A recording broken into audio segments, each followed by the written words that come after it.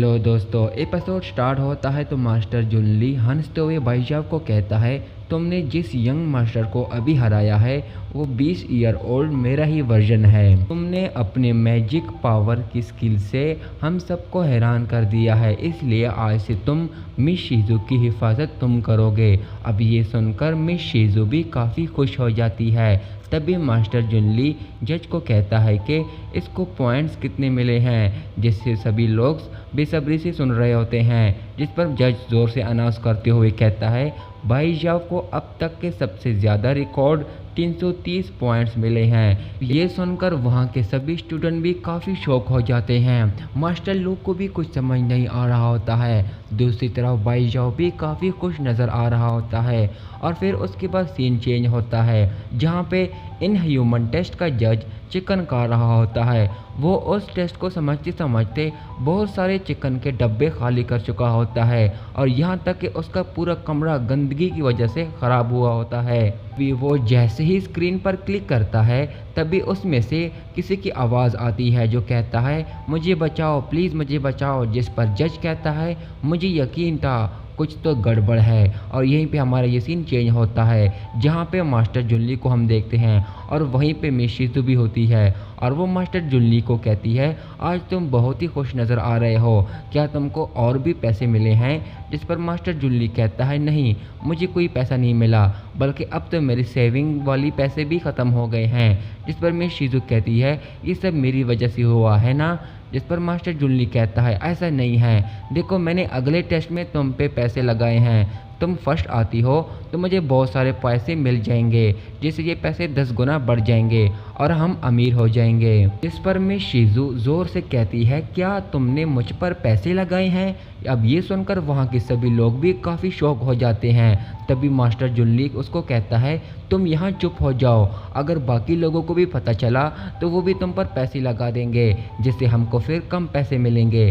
जिस पर मिस शिज़ू शांत हो जाती है और कहती है, ठीक है जैसे तुम कह रहे हो। और फिर वो दोनों बैठकर एक बेंच पर बात करते हुए एक बेंच पर बैठ जाते हैं। जिस पर मास्टर जुनली मिस शिज़ू को कहता है, चलो देखते हैं कि हमारे पास अब कितने पैसे हो चुके हैं। अब मास्टर जुनली जैसे ही अपने टैबलेट को खोल के देखता है, उसमें फर्स्ट पे बाईजाओ का रैंक होता है। जिस पर मास्टर जुनली उठकर कहता है, मेरे सारे पैसे जा चुके हैं, अब मैं कंगला हो गया हूँ, उन कमीनों ने मुझे धोखा दिया है। जिस पर मिस शिज़ू मास्टर जुनली को आंसू साफ करने के लिए एक रुमाल देती है और मास्टर जुनली उस रुमाल को पकड़ के अपने आंसू साफ करता है।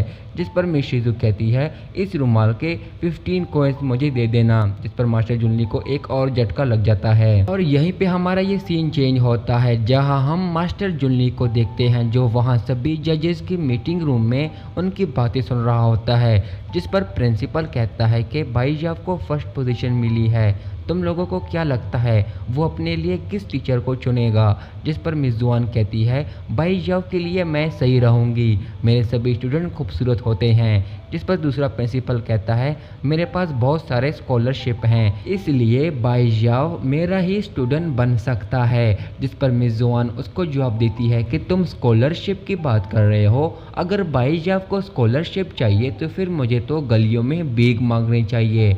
इनकी बातों से मास्टर जुनली का सर में दर्द होना शुरू हो जाता है।